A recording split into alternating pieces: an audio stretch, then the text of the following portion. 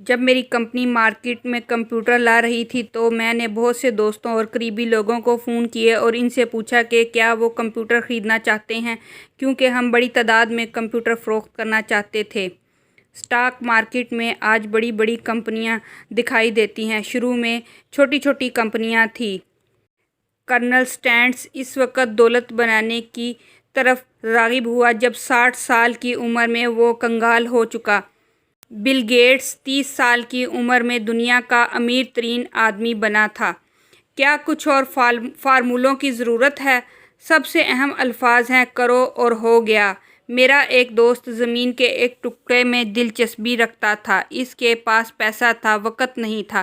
میں نے زمین کے ایک بڑے ٹکڑے کو تلاش کیا جو اسے اچھا لگا، جس کی میرے دوست کو ضرورت تھی۔ میں نے اس کے حوالے کیا اور باقی زمین تقریباً مجھے مفت مل گئی۔